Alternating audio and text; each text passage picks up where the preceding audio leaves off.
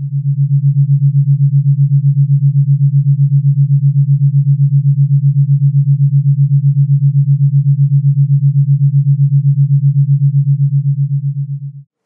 bych teda přistoupila k tomu našemu tématu, té konference. Jak víte, kdo už delší dobu se mnou spolupracujete nebo chodíte do webinářů a učíte se, tak zhruba každé 3-4 měsíce přichází nějaké nové téma. Jo? Když to vezmeme, já nevím, 2-3 roky zpátky, tak když jsme začínali tyhle ty konference, tak jsme vlastně začínali těžkými kovy a chemikály, pak jsme objevili, že existuje elektrosmog, ne. Pak jsme objevili, že jsou taky geopatogenní zóny. A teď přicházíme na to, že dokonce i hudba, zvuk, hlas může působit destruktivně anebo konstruktivně, nebo dokonce léčebně. A můžu vám říct, že těšte se na další konferenci, protože to bude všechno o energiích. Takže dostáváme se postupně od takového toho hrubohmotného těla, na kterém my jsme si původně, já jsem si myslela, že fungujeme na té fyzické rovině, a není to pravda, samozřejmě fungujeme na mnoha úrovních a někdy ani netušíme, jak obrovský vliv má všechno to okolo, co právě není hrubohmotné na nás, jaký vliv má myšlenka, jaký vliv má emoce, to až neskutečná věc. A já jsem vlastně tyhle ty věci poznala až díky 16-měsíčnímu syndromu vyhoření, o kterém je taky moje knížka. A můžu vám slíbit, že se můžete těšit na knížku, která se bude jmenovat přímo Syndrom vyhoření, kterou už mám rozepsanou. A ta bude hovořit o tomto fenoménu právě na všech těch rovinách, od té fyzické, hrubohmotné přes emocionální, energetickou, přes různé karmické zátěže, všechno. Myšlenky, emoce, traumata. Takže taky nebude to žádná tlustá publikace, ale myslím si, že určitě bude užitečná, protože ze zkušenosti je to všechno prožité úplně až do mrtě. Tak, pojďme tedy k našemu tématu. Tak možná už víte, jak byste ani na tohleto téma nepřišli, že vlastně zvukové vlny, světlo, vibrace a jiné frekvence jsou základem existence veškeré reality. Já se přiznám, že do dneška nerozumím úplně všemu, akorát chápu, že nějak to funguje. A když jsem dělala velký výzkum, protože já jsem několik měsíců, jak jsem ležela doma od toho ledna a do toho května, to už teda bylo jako opravdu hodně prekérní situace, tak jsem se nakoupala všechny možné knihy a studovala jsem právě ten fenomén, jak ta hudba může léčit, nebo jak zvuk, frekvence a různé myšlenky vám mohou pomáhat dostat se energeticky nahoru a vůbec, jako, protože ty energie souvisí s tím fyzickým zdravím. Takže chápu, že dneska už vím, že když slyšíme nějaký zvuk, tak to zároveň rozechvívá vlastně všechny ty naše buňky, tu vodu, která je v nás 80-90%, a vytváří to v nás v podstatě buď disharmonické nebo harmonické obrazce.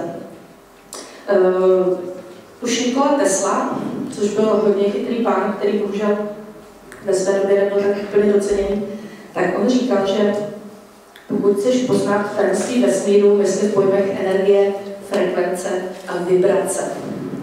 A dneska si o tom budeme povídat trošičku víc. Já jsem si připravila takové lahůdky pro vás, abyste tady do toho tématu viděli. Možná víte, že vlastně každá věc, každá živá věc, ale i neživá věc, a dokonce každá myšlenka, každá emoce, tak má své vibrace a produkuje frekvence. Dokonce myšlenka má své vibrace. Na tomto principu pracuje třeba Time Waver, se kterým pracujeme v hradišti na Písku. Já jsem to dlouho vůbec nemohla pochopit, jako jak je možné, že ten Time Waver normálně zaznamená třeba, že cítím, já nevím, třeba smutek. Jo? Takže já dneska k tomu Time Waveru vždycky chodím a říkám, tak co pak tam máme v tobě v poli, jo? A Time Waver povídá třeba, máš tam dvojitý podvod. No? Já říkám, co? Podvod? Někdo na mě šije boudu? Normálně během měsíce 2krát mě někdo podvedl. Říkám, člověče, už se tě bojím, ty přístroje. Si představte, že vlastně, když má někdo v úmyslu vás podvést a myslí na vás, že vás podvede, tak ten time waiver zachytí tu vibraci, ty myšlenky toho podvodu a normálně vám to řekne. Tak, teď je co. Takže takovou pekelnou krabičku my máme doma. Tak a vlastně z fyzikálního hlediska, když chcete popisovat vlastně ty vibrace a frekvence, tak vlastně měřitelnou jednotkou té frekvence je hertz. Ten hertz byl pojmenován po Heinrichovi Rudolfovi Hertzovi, který prokázal v roce 1886, že vlastně existují elektromagnetické vlny. On tady samozřejmě nebyl první, protože jiní výzkumníci na tom pracovali, Nikola Tesla třeba, ale on byl první uznaný. Jako to bylo i s jinými vědci, že třeba něco objevili, ale ve své době hold třeba oni nebyli zrovna populární, tak ty jejich objevy byly zapomenuty. Pak to někdo pojmenoval jinak a dostal za to Nobelovu cenu. Takže vlastně Heinrich Hertz, podle toho ta jednotka. Když zaspíváme a zahrajeme oktávu, naše známé do, re, mi, fa, sol, la, si, do, všichni znáte, tak vlastně každá ta nota má svoji frekvenci. A například, abyste se dokázali představit, protože mnozí z vás pracujete například s plazmovými generátory nebo s nevskými, takže víte, kde se pohybují ty frekvence, že pracujeme i v hercových frekvencích. Takže když zahrajete C1 prostřed klavíru, tak tato nota má frekvenci 261,63 Hz a znamená to, že ta vlna vibruje 261,63 krát za sekundu. Čím vyšší je ten tón, tím více vlastně vibruje. Co je hodně zajímavé, co vám ukážu za chvíli, čím vlastně vyšší ty herce, tak to působí na hmotu tak, že je čím dál tím komplikovanější. To je hodně zajímavé, že se vytváří vlastně čím dál tím komplikovanější tady. Když půjdete o oktávu níž, tak jsou ty frekvence dvakrát nižší, ještě níž, tak jsou třikrát nižší. A takhle to vlastně funguje. Možná jste taky slyšeli, že zvuková vlna není jenom konstruktivní, ale že může být také destruktivní. Například časopis Guardian z 25. září 2005 informoval o tom, že byli lidé protestující dáv rozehnání sovětskými děly. Nevím, jestli jste slyšeli o sovětských dělech. Oni se používají samozřejmě i na ničení předmětů, na destrukci, můžou i samozřejmě zabít, ale taková ta běžná sovětská děla na rozehnání davů vypadá nějak takhle asi. Také byly vynalezené přístroje, vlastně, které mohou například retardované jedince sklidnit, protože ten zvuk je tak strašně nepříjemný, že ten organismus prostě radši seká dobrotu, protože to nemůže vydržet. Takže například v časopise Komsomolská pravda 27. srpna 1991, to jsou noviny, asi noviny, tak psala o tom, že v 50. letech vlastně se začal používat přístroj tzv. Lida machine, která právě se používala na retardované jedince, na retardované studenty, aby je dostali pod kontrolu. Z toho je krásně vidět, že ty zvukové frekvence mohou být právě i vlastně destruktivně nebo nepříjemné pro lidský organismus. Hodně se mluví v poslední době, píše se o HAARP, možná jste slyšeli, je to vlastně High Frequency Active Auroral Research Program a je to zařízení, které údajně má studovat ionosféru a ovlivňovat vlastně počasí, vysílá do ionosféry frekvence, které narušují ty přirozené frekvence zemské ionosféry. Kolem toho je spoustu spekulací, ale na mnoha místech na světě jsou lidé, kteří nemohou vydržet vlastně ty frekvence, které se tam generují, které se tam odráží a mají z toho zdravotní problémy, nespavost, deprese a další věci, takže se třeba z těch míst stěhují tam, kde vlastně jsou lidi postižení. Každopádně, já jsem dělala docela výzkum, musím říct, že internet je plný spekulací, takže ho neberu jako směrodatný, je to poměrně těžké se v tom vyznat.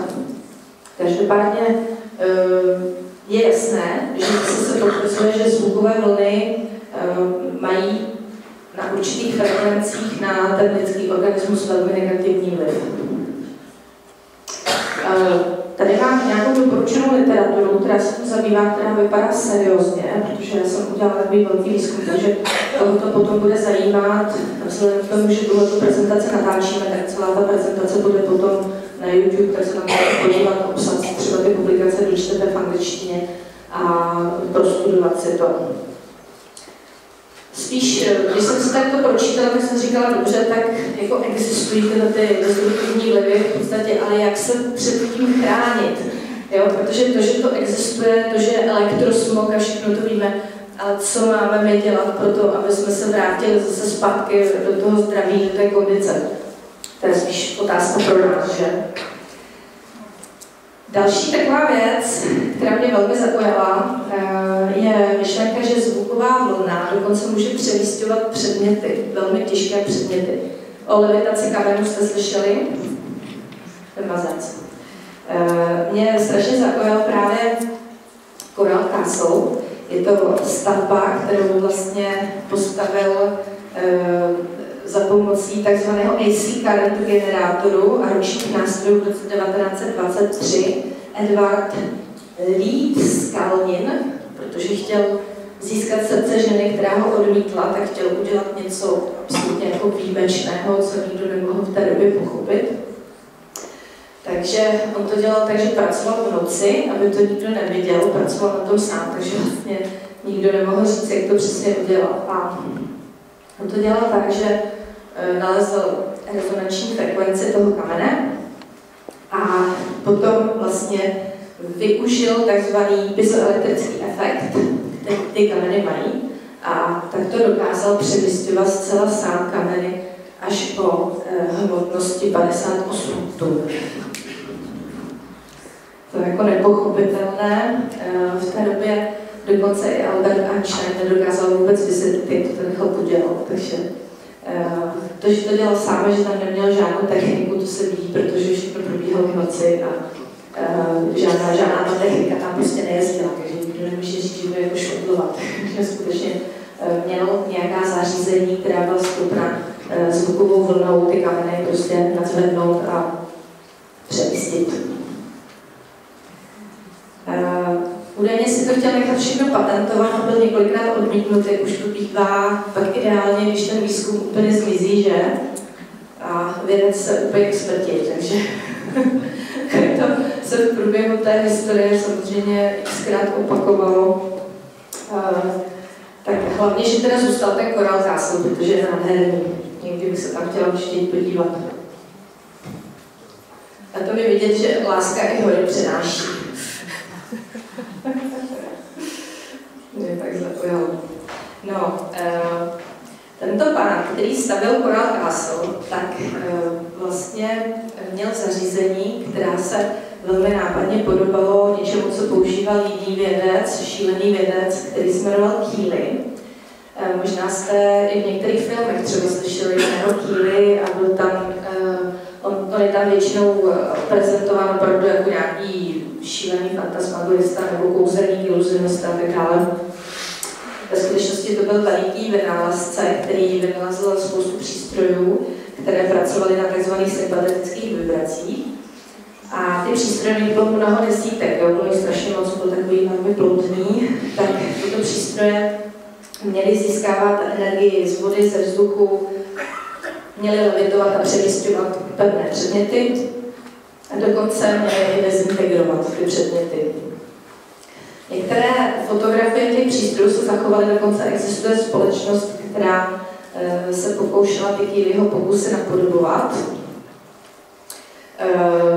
Jeho demonstrace a workshopy byly velmi populární, byly velmi navštěvované a po celém světě vlastně i renomovaní vědci, jako byl třeba Nikola Tesla, Thomas Edison, tak vlastně ty pokusy znali a mnozí je také neuměli vůbec vysvětlit. Ty přístroje bohužel uměl obsluhovat jenom Keely, nikoho to nenaučil, nechal se to sám pro sebe, takže samozřejmě s jeho smrtí se v podstatě ztratila ta dovednost, ta schopnost a nikdo to neměl už používat. Spoustu těch přístrojů se vlastně, nebo většina se ztratila. Existují některé produkce, které vlastně mají v Coloradu, existuje společnost, která se jmenuje svprail.com. Můžete se tam podívat, je tam spoustu fotografií, to je zajímavé. Všechny ty přístroje pracovaly na bázi zvuku, proto to tady říkám, že ten zvuk dokáže naprosto neuvěřitelné věci. Takže potom už nás taky nepřekvapí, že když zvuk dokáže zabít, nebo frekvence, nebo vibrace, dokáže přemísťovat věci, tak je jasné, že některé frekvence mohou působit i naopak tím harmonickým léčivým způsobem. Tak, teď se dostáváme vlastně právě k té myšlence, že existují frekvence, které jsou léčivé a první taková věc, která byla objevena, bylo to v roce 52 a potom to bylo doloženo v roce 1957, takže to není tak dávno, jo, nejsou to jako výzkumy, které by byly staré, tak bylo objevení vibrační rezonance Země, takzvaná Schumannova zemská rezonance. Jmenuje se po vědci, který se jmenuje Schumann, proto Schumannova rezonance. On tuto rezonanci nejprve předpověděl, potom ji prokázal. Tak, ta Schumannova rezonance je vlastně frekvence, ve které kmitá elektromagnetické pole nad zemským povrchem pod ionosférou. A vlastně říká se mu také tlukot srdce planety. A tyto frekvence, oni jsou vlastně v těch oktávách vždycky, oni se opakují pořád, tak se jedná o nejdelší elektromagnetické vlny, které jsou na Zemi vůbec registrované. A hodnota té Schumannovy rezonance je 7,83 Hz. Později bylo zjištěno, že ta Schumannova rezonance odpovídá také frekvenci mozku savců. A to je zajímavé, protože my jsme na tuto frekvenci naladěni a pokud jsme s ní v souladu a nic nás vlastně nenarušuje, tak jsme v harmonii a je to pro nás vlastně léčivé, je to přirozené pro nás na této frekvenci fungovat. Když si představíte, co všechno v současné době narušuje tyto frekvence, za chvilku ukážu, aby jsme si uvědomili, že vlastně jakýkoliv přístroj, co dneska používáme, tady šňůra, počítač, tohle taky kamery, mobil, Wi-Fi tady zapnutá, nějaký vysílač na nás míří, televizní stanice, rádio, prostě těch vln všelijakých, které způsobují, že se dostávají do interference s tou Schumannowou rezonancí strašně moc a my to neslyšíme, že jo?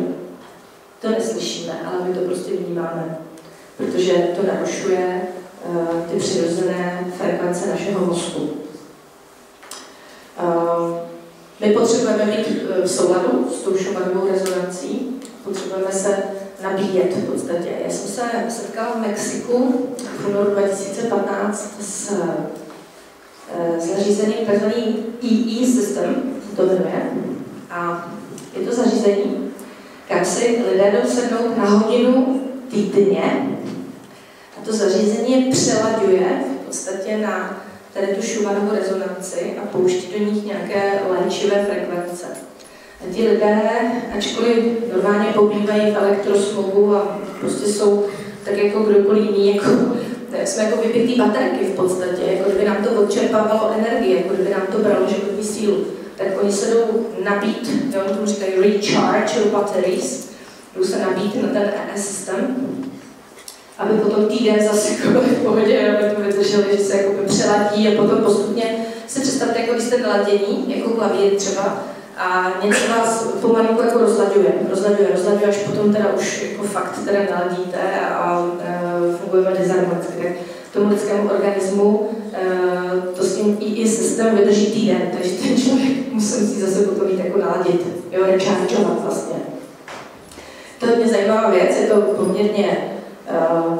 poměrně náročná věc. Mně bylo řečeno, protože já, když jsem s tím přišla do kontaktu, tak jsem byla energeticky úplně skoro na nule, tak mě bylo doporučeno, až se dostanu k glikotice, že si to máte pořídit. Jo, že jako obsluha vlastně toho přístroje, že je to stejné, jako když pracujete třeba s plazmovým generátorem nebo biorezonancí, takže vlastně to taky vyzařuje nějaký zase jiný druh elektrosmogu, takže ta obsluha by měla být opravdu člověk, jako který je na tom energeticky dobře. Jo. Takže je to taková hudba budoucnosti, si myslím, že zavedeme v Hradišti na Písku první i systém České republice, už na to těším. Ani to není drahý. Takže myslím si, že to všichni potřebujeme, že si potřebujeme rechargeovat opravdu pravidelně. Tak, laboratorně bylo dokázáno, že když vlastně jsou naše buňky vystaveny působení té Schumannovy rezonance v různých těch samozřejmě obměnách, tak nás to ochraňuje před elektromagnetickým smogem. Je to přesně to ono, že prostě se jakoby rozvibrujeme, naladíme se tím správným způsobem a potom máme větší toleranci a větší odolnost na všechny ty negativní vlivy, které na nás vlastně ovlivňují. Poslech frekvence 7,83 Hz, a to si můžete klidně na počítači zapnout, když si najdete Schumann rezonanc, jo, a můžete si pustit tu frekvenci. Na počítači doporučuji být od počítače 2 metry, nejste v elektrosmogu, pustíte si prostě repráky, lehněte si na půl hodiny a hoďte si tam Schumannovu rezonance, to opravdu jako funguje. Už jsem to zkoušela xkrát, takže fakt to je super. Na tuto frekvenci se můžeme naladit samozřejmě mnoha různými technikami. Já si myslím, že tady o tom bude hodně mluvit pan doktor Goškov, takže to nechám na druhou část. Že jestli do toho patří i ty žáby, tak to bude fajn. Každopádně určitě znáte tu meditační techniku OM, že jo? Tyhle ty věci. Na té frekvenci fungují třeba delfíni, takže ten poslech vlastně té frekvence třeba s tím delfínním zpěvem jako velmi relaxační, velmi léčivý. A takových věcí je spoustu.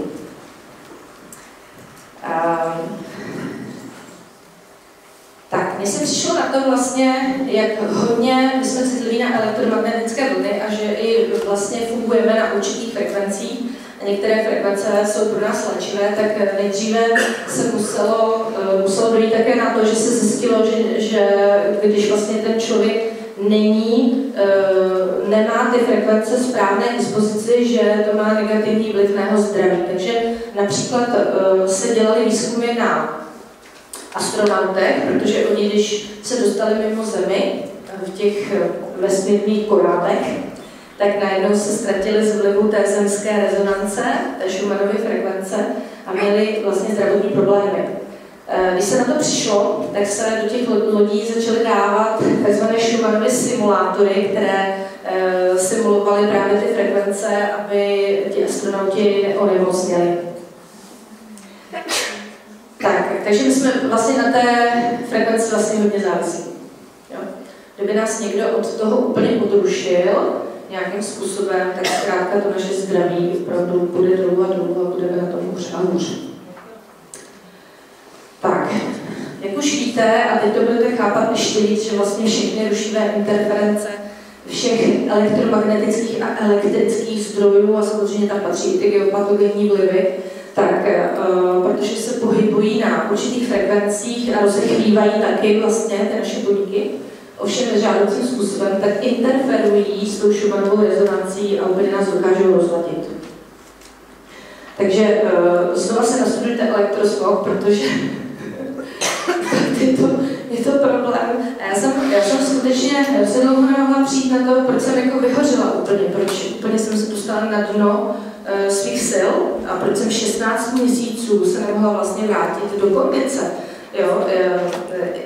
Nejhorší je, že když nevíte odkud jako to má odkud to máte rozmotat, tak nevíte, jo? Takže já jsem si třeba myslela, že jsem se upracovala, že jsem se unavila, nebo jo.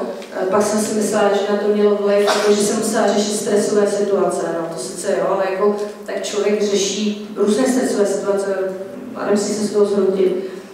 A pak jsem čím dál tím víc vlastně docházela k tomu, že reaguju na elektrosmog neskutečným způsobem, protože mně se stalo třeba, že jsem si někde sedla, třeba tam byla zásuvka, nebo tam byla lampa, která svítila a evidentně prostě vyzařovala ten elektrosmog a já jsem v tom elektrosmogu seděla, já jsem třeba během 5-10 minut najednou odpadla.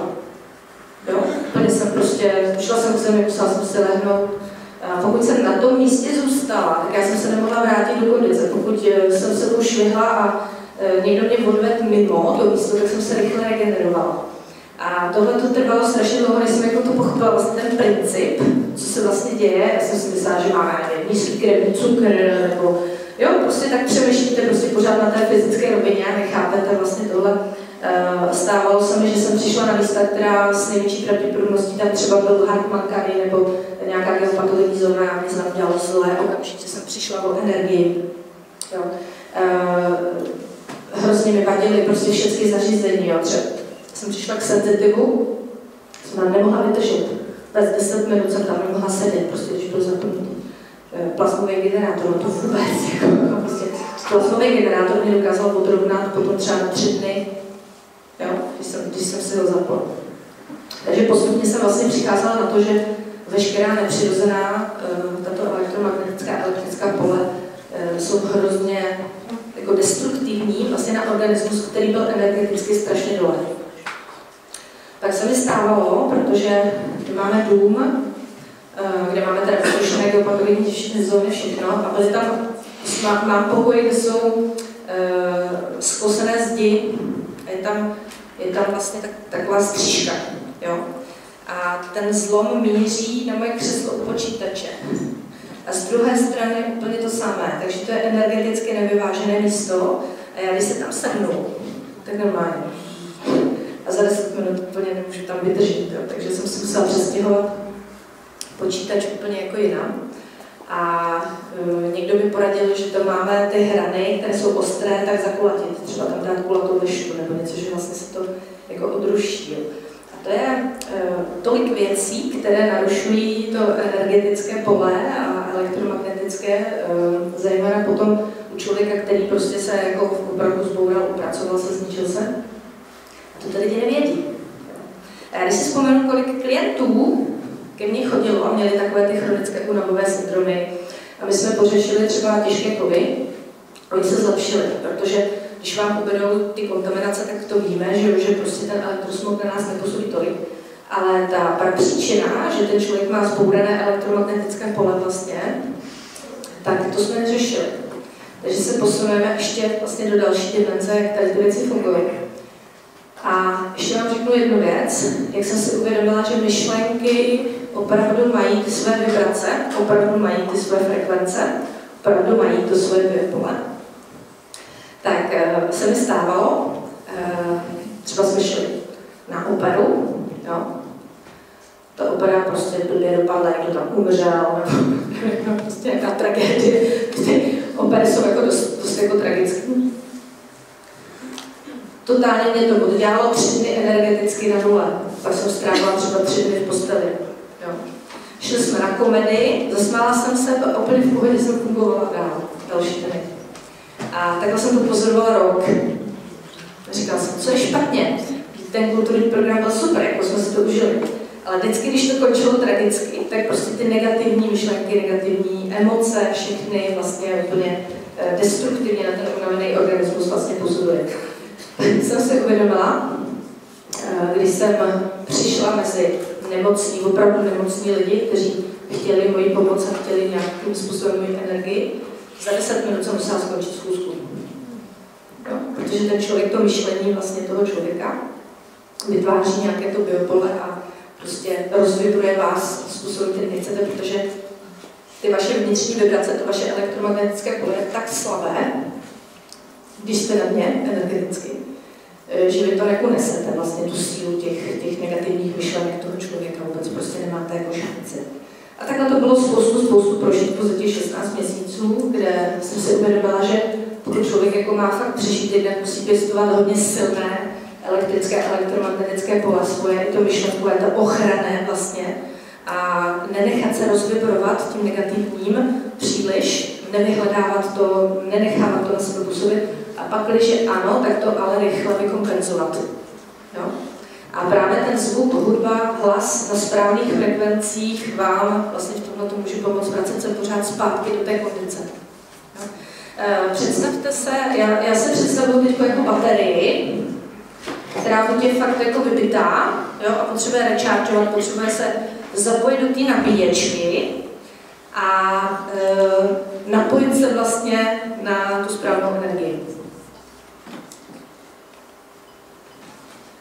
Tak, bylo poměrně hodně výzkumů, nebo je hodně výzkumů v oblasti Schumannovy rezonance a Schumannovy frekvence, a bylo zjištěno, že vlastně jsou tady určité posuny, ani ne tak té rezonance, jako spíš ty interference, zejména potom od roku 1987. Víte, že fakt probíhají různé transformace myšlení, to, co bylo před 20 lety, už je úplně jinak prostě. Jo. Dneska já se uvědomuji ten veliký posun k té spiritualitě, k těm energiím, jo, k tomu duchovnu, k těm emocím, jo, že ti lidé přirozeně k tomu vlastně tíhnou, chápou, že tam někde bude jako zakopaný pes. Každopádně v souvislosti s narušenou Schumannovou rezonancí pociťujeme zejména potom vyčerpání, takové ty opravdu ty energetické úniky, elektrický náboj v končetinách a páteři, nevím, jestli třeba někdy jste měli tyhle ty pocity, ale já když jsem na to byla špatně, tak mě stačilo třeba vylezat z auta nebo líst do auta a dostala jsem pecku prostě. A i třeba některých jedinců, když jsem se dotkla, měla jsem pořád elektrické vlasy, jo, takže to jsem si zažila, to už nemám teďko křeče, neustálé selhávání imunity, příznaky podobné chřipce, bolesti, třeba svalů, kloubů, opakované bolesti hlavy, ale i třeba živé sny, mají spíš děti, ale hodně dospělých třeba to popisuje poslední době z těch klientů. Tady jsem schválněnala tabulku, aby jsme si uvědomili, co všechno narušuje různými frekvencemi vlastně ten náš prostor. Máte tady, ne to v angličtině, ale jsou tady vlastně ty vlny, tady máte rádiové vlny, mikrovlny, infračervené, tohle to jsou potom rentgeny, ionizující záření. A tady potom vidíte, co to vlastně dělá tady u těch frekvencí. Tam se ani neví, co to přesně způsobuje. Tady to způsobuje, že se ohříváme. Toto jsou fotochemické efekty a tady už to jsou mutace, rakoviny, v podstatě porušení DNA a tak dále. Tak, teď vám něco ukážu, já vám pustím takový filmek, já nevím, jestli jste to viděli někdy, ale já si myslím, že to fakt stojí za to, doufám, že nám to bude dobře. Tak, viděli jste ukázky takzvané sematiky. Existuje spoustu videí na YouTube, tak se určitě na to podívejte, protože to je jako neskutečně zajímavá věc. Jak má zvuk vliv na hmotu a na vodu, někde to vytváří vlastně obrazce. A jsou tam krásně vidět, některé ty frekvence jsou jako destruktivní, některé zase vytváří nádherné, bohaté obrazce.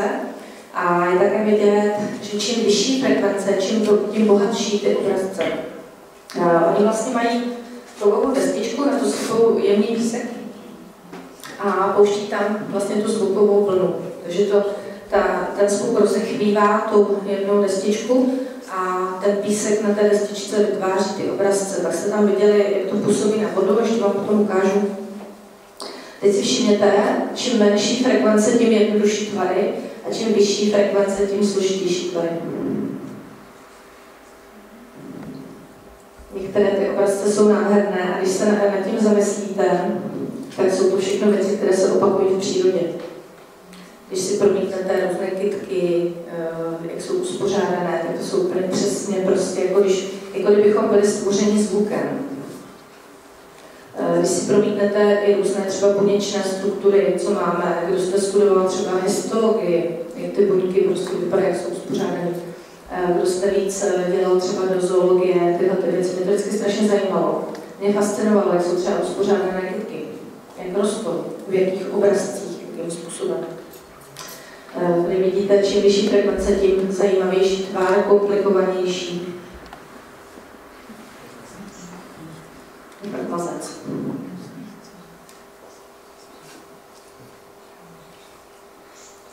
Jsou vybrány ty frekvence, které jsou konstruktivní, samozřejmě ty destruktivní tam nejsou, takže tato prezentace, tohle nádhera. Představte si potom nějaké květiny, jo, které jsou vlastně takhle uspořádané. Ještě složitější. Tak, teď se dostávám vlastně k tématu soutěžího frekvencí. Já bych navrhovala, že bychom dali 5 minut, 10 minut, jestli někdo potřebujete třeba protáhnout se a pak bychom měli tu druhou část. Já zavolám Varhanovi, kde je, abych věděla, jestli dorazí nebo ne.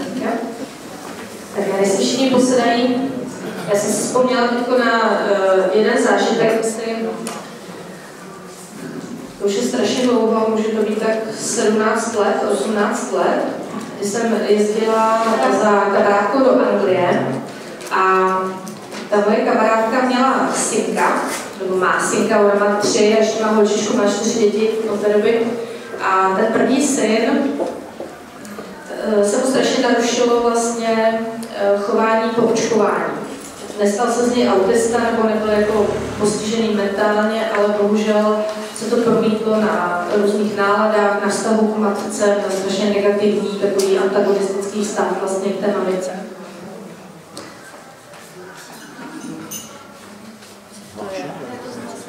Nějaké hlášení.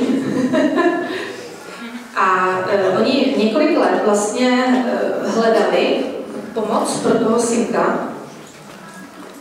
Absolutně jako nemohli vůbec nic přijít. On byl čím dál tím agresivnější, čím dál tím komplikovanější, než šel zvládat. Hlavně mlátil maminku a opravdu to bylo jako docela prekérní situace. Až potom narazili na nějakou léčbu, která zahrnovala terapie zvukem. A chlapec dokázal každý týden na terapie, kdy mu do sluchátek pouštěli upravený hlas matky, do toho nějakou hudbu a do toho speciálně vybrané frekvence vlastně pro něj. Ze začátku on se tomu bránil, vůbec to nechtěl poslouchat, úplně to nesnášel, takže popisovali, že to bylo velice nepříjemné. Potom se zvykl a byl čím dál tím lepší a lepší a lepší, takhle absolvoval asi 10 terapií a normálně se úplně změnil. A já jsem tenkrát říkala, taká kravina. To jsem se nedokázala pochopit.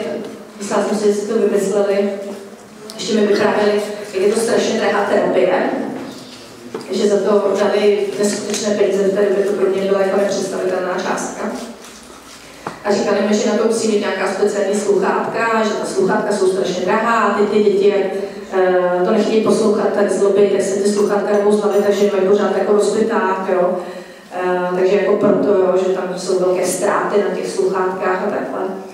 A teď v poslední době mi to vlastně dochází, co tam asi tak probíhalo, co se tam dělo, co se tam natáčelo a uvědomila jsem si, že vlastně tyhle ty terapie jsou i na time waveru, že nevyužíváme, že to neumíme a jako hodně mě to teď pozbuzuje, aby jsme s tím začali pracovat, aby jsme na to přišli vlastně, protože nepochybně to bude mít obrovský efekt.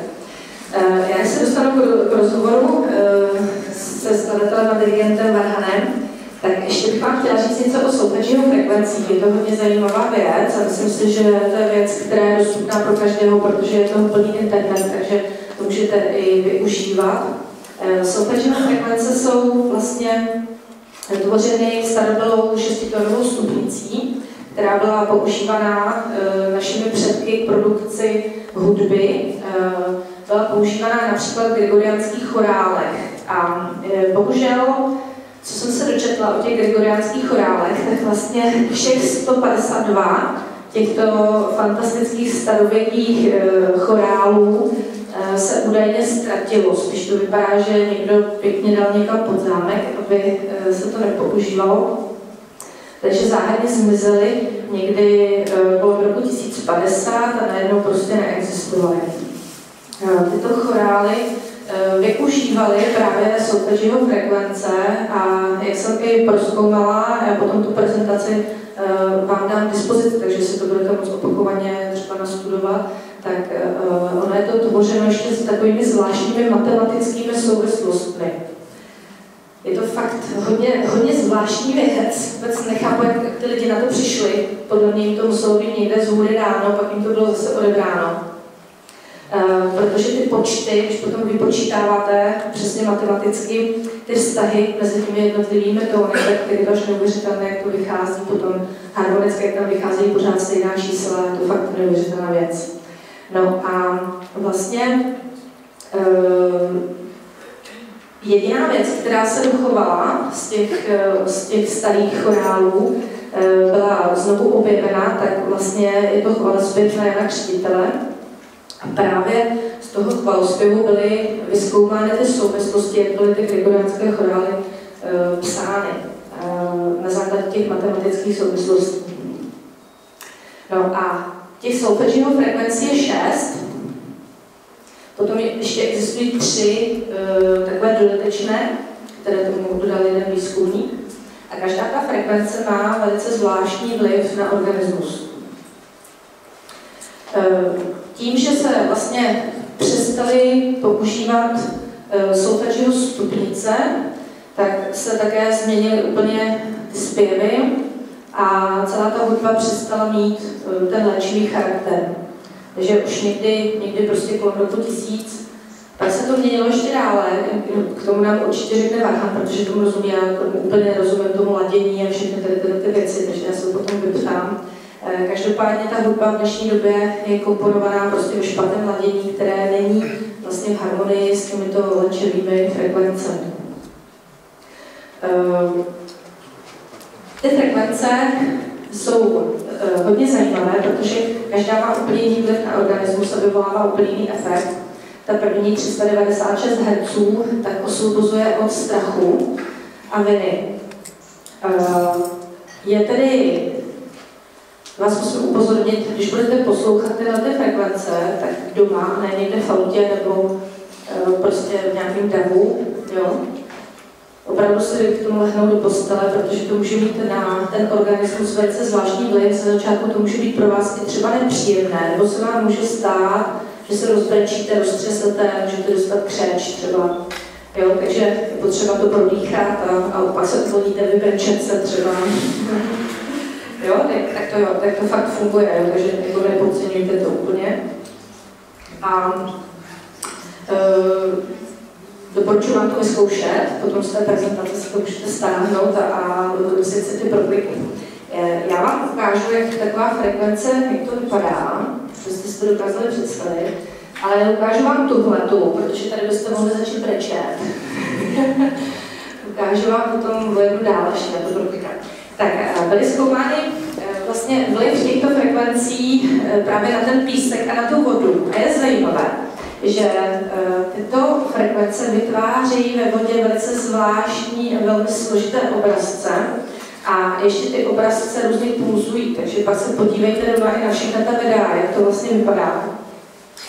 Jsou to nejkrásnější v podstatě struktury obrazců, co vůbec jako ve vodě to dokáže vytvořit.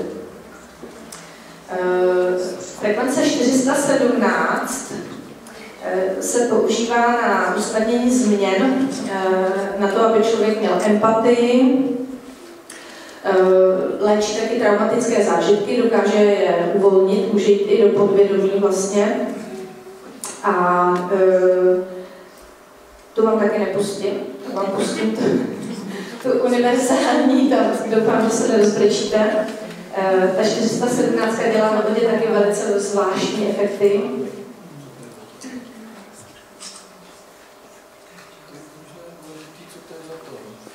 Ano, co to je za to? 417? To nevím. Nemám tabulku. Tak to je určitě dohledatelné podle tabulky. Ta 528, to je frekvence, která může i transformovat DNA, takže může léčit i genetické problémy a říká se jí také frekvence lásky. Jak jsem říkala, že bychom si mohli pustit tuhletu.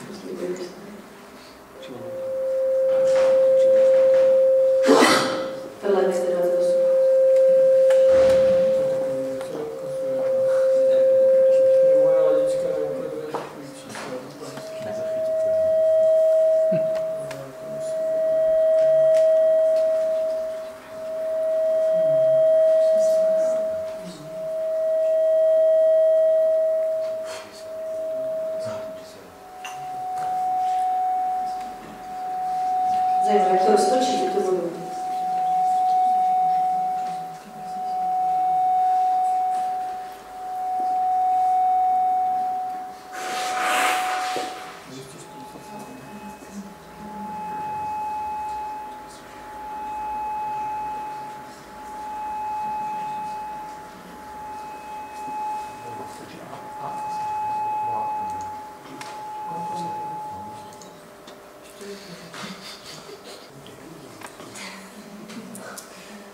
Tak on Varhan úplně všechno slyší jinak než my, takže já vám něco řeknu. Normálně byl u nás na plazmě. Já jsem se smála, že ta plazma vydává zvuk, že jo? A my to jako neřešíme, prostě vidíme svítící trubku a my jsme přišli za Varhanem a on seděl u plazmy.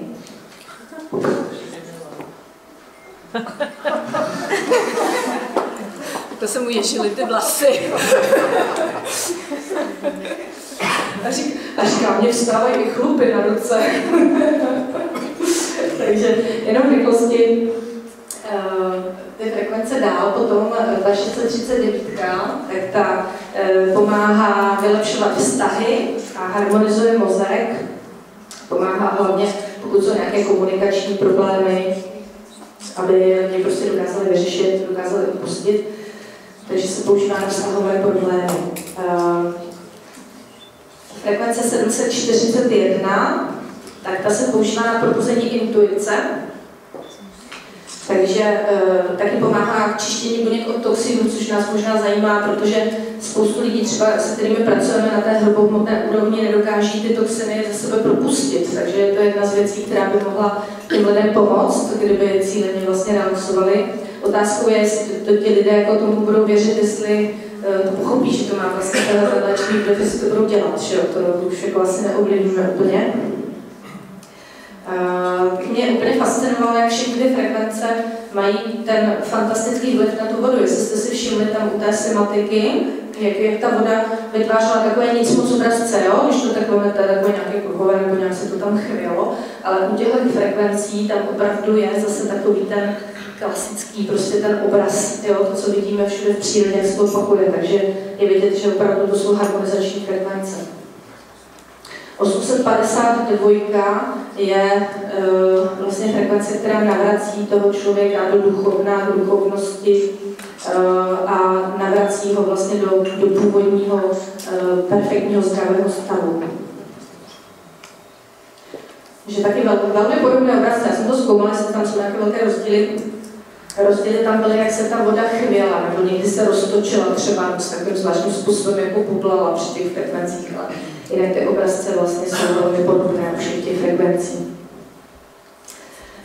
Potom existují ještě 3 další frekvence, které tam přidal výzkumník Leonard Horowitz, který se solfeggio frekvencemi velmi zaobíral.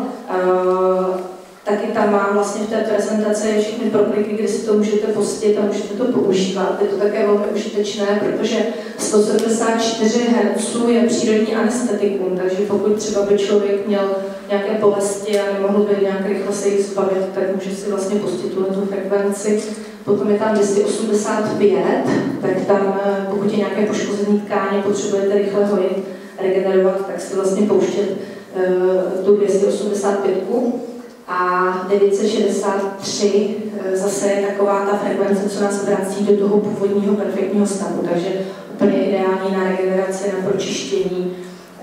A opravdu stačí si pustit jenom ten zvuk. Tak, musíme si uvědomit, že my všichni pořád vlastně vybrujeme. Každá naše buňka vybruje, vyměňuje si energie s tím okolím a vnímá veškeré vibrace, frekvence a nepřirozená vlastně elektrická, elektromagnetická, geopatogenní pole i nepřirozená vlastně všechny ty zvuky a všechny ty hlasy a všechny tyhle ty věci mají vliv na to, jak se, já si to představuji opravdu jako ten písek, jako tu vodu, jak se rozechlívá, protože my skutečně jsme ta hmota a nějakých 80-90% voda. Tak, jak jsem už říkala na začátku, tak i všechny emoce a všechny myšlenky mají svoje rezonanční frekvence, svoje vibrace a dokonce jsou několika tisíckrát silnější ještě. To je hrozné, že vlastně my myšlenkově můžeme ovlivňovat hmotu. To je neskutečná věc. Takže z hlediska toho léčení pro nás, když budete mít, dám příklad, přijde třeba klient, má rakovinu. Jo? Má rakovinu a plazmu, třeba v lymfatických uzlinách. Jo? Tak, jedna věc je, že ten člověk může mít fyzické kontaminace, tyhle věci může mít klidně patogenní organismy. To je většinou už jenom druhotná záležitost, protože v tom nemocném těle, které je špatně energeticky nastaveno, špatně vibračně, myšlenkově, frekvenčně nastaveno, tak se to vlastně v něm všechno zadržuje, pak to způsobí nějaké zhoubné bojení. Teď vy uděláte všechno na té fyzické rovině a teď si představte, že ten člověk třeba ubližuje druhým lidem, příklad třeba. Jo? Chová se nějakým způsobem destruktivně na své okolí, ubližuje a není si toho vědom vůbec. Jo? Destruktivně absolutně myslí. Myslíte si, že může být zdravý, když všechny tyhle ty energetické a vibrační vzorce v něm jsou destruktivní? No jako nemůže. Když si uvědomíme, že ta myšlenka vlastně rozkmitá vibračně všechny jeho buňky, tak prostě nemůže.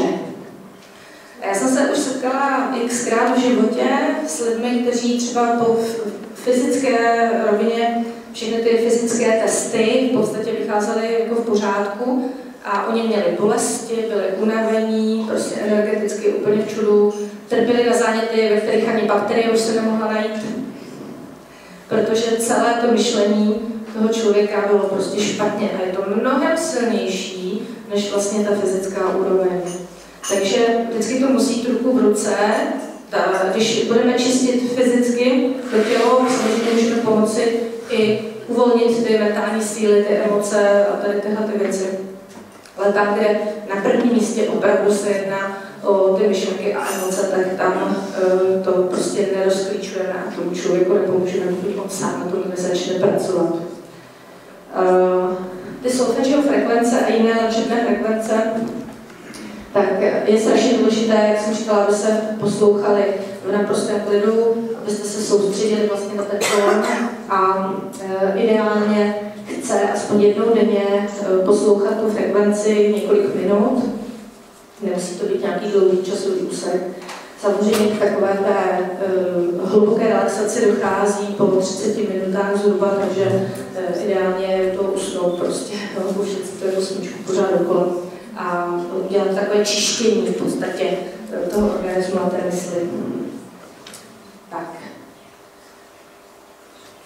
Tohle jsou poslední 2 slajdy. Já jsem vám chtěla ukázat, že vlastně to, co my vnímáme na té úrovni těch energií a to, co se dá vysledovat třeba z té synaptiky na tom písku a na té vodě, tak vlastně ta vizualizace toho, že na vodu mají vliv různé zvuky, frekvence, myšlenky, tak to se pokusil právě vizualizovat Marcel Emoto. My jsme se tady o něm už dvakrát vlastně bavili o těch jeho výzkumech, že to byl jeden z prvních pokusů dokázat, že zvuky, hudba má vliv na krystalickou mřížku vody, která vlastně se chová jako takový tekutý magnetofon. Do sebe zaznamenává všechny informace a potom je v podobě té krystalické struktury, nikoli chemického složení, protože to zůstává konstantní, ale té krystalické mřížky, tak to přechovává dál a nese to dál. A to je přesně to ono, protože my jsme těch 80-90% voda, takže ty informace jako ten tekutý magnetofon neseme taky. Takže všechno má vliv. Tak. No, už se dostávám k Varhanovi.